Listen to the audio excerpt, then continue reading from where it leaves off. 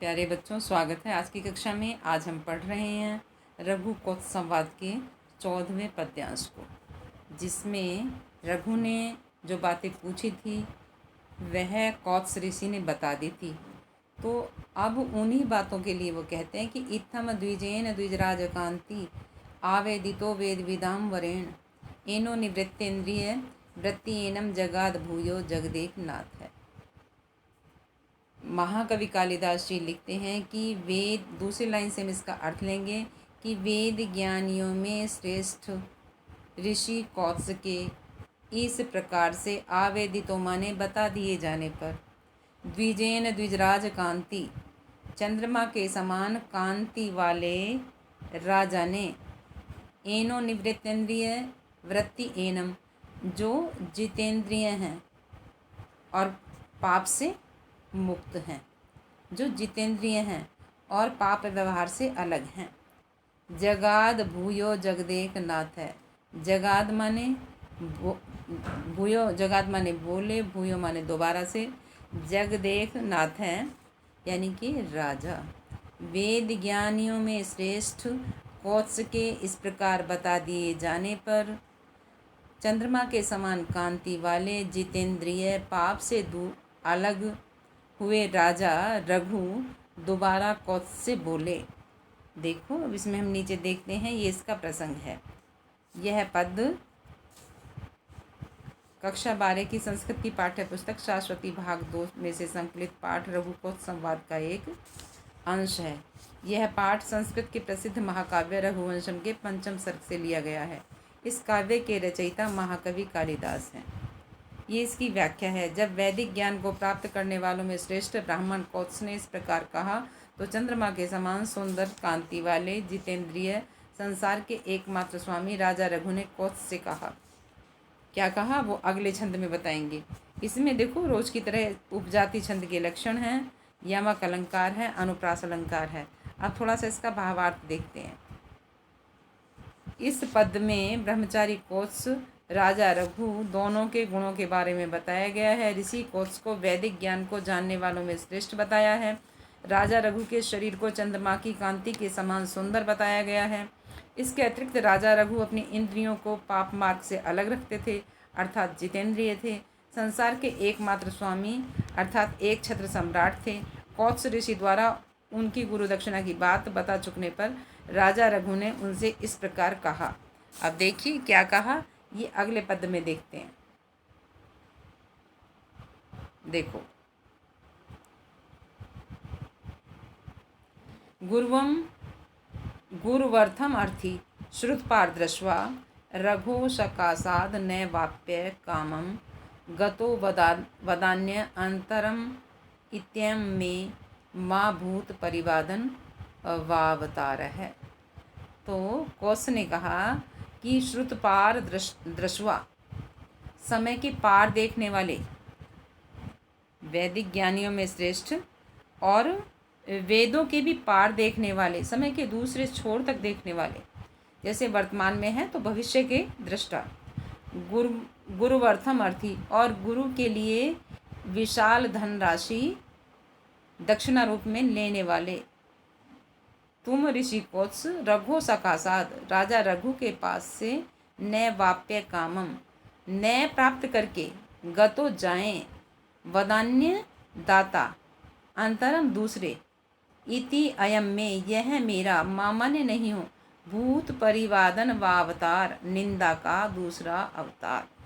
राजा रघु ने कहा कि वेद के भी पार देखने वाले, एक समय में यानी कि सफल काल दृष्टा, और गुरु के लिए विशाल धनराशि के रूप में दक्षिणा लेने वाले, रघु के पास से धनराशि को न प्राप्त करके यदि दूसरे दाता के पास जाएं तो यह मेरी निंदा का दूसरा अवतार न हो। यानी कि रघु के पास से याचक खाली हाथ जाए और दूसरे दाता के पास चला जाए, ये रघु का, ये निंदा न हो उसकी, ये बुराई न हो, ये राजा रघु ने कहा। अब देखिए इसका ये जो है यहाँ पर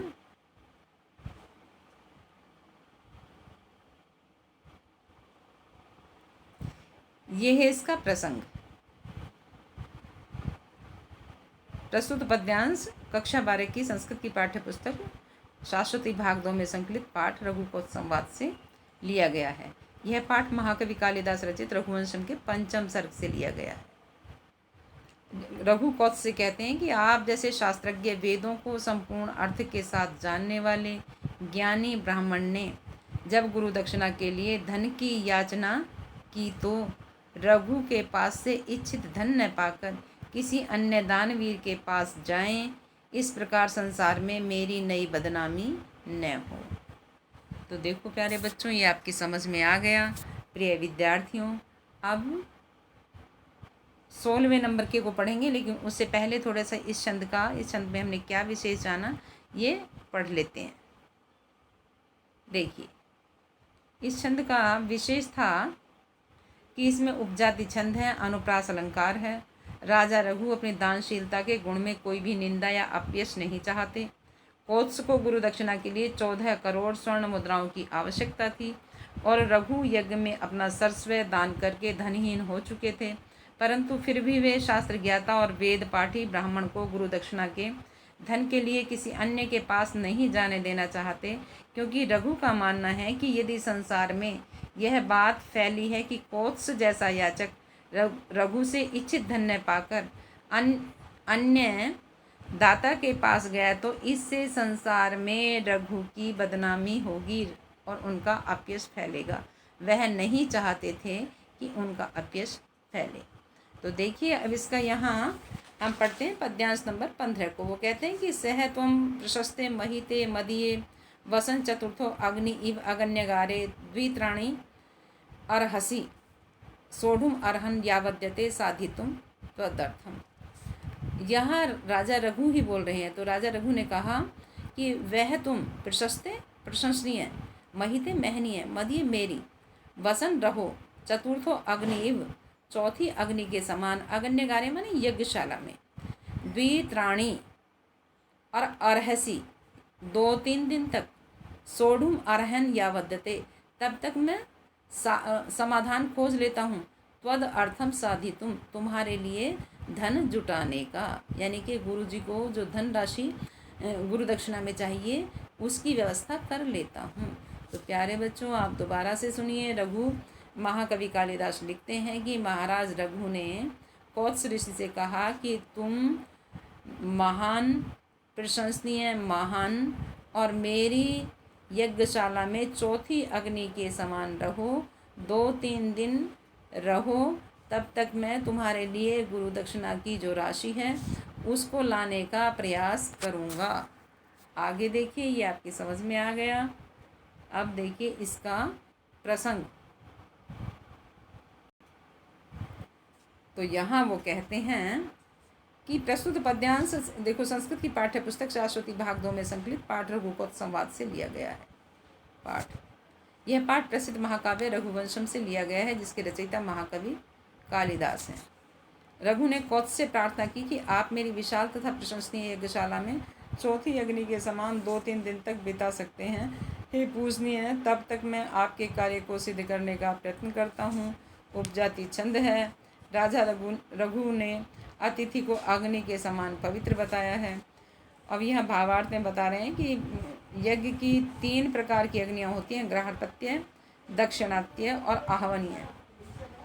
ये तीनों अग्नियाँ यज्ञ करने वालों के लिए अत्यंत श्रद्धास्पद होती हैं। रघु ने कोत्स को इन अग्नियों के ही समान यथा योग्य श्रद्धा योग्य माना है। उन्होंने कोत्स से प्रार्थना की कि आप मेरी विशाल और पवित्र यज्ञशाला में चौथी अग्नि के समान पूजनीय होकर 2-3 दिन तक बिताइए, तब तक मैं आपकी गुरु दक्षिणा हेतु धन की व्यवस्था करता हूँ। रघु को अपने ऊपर पूर्ण विश्वास था।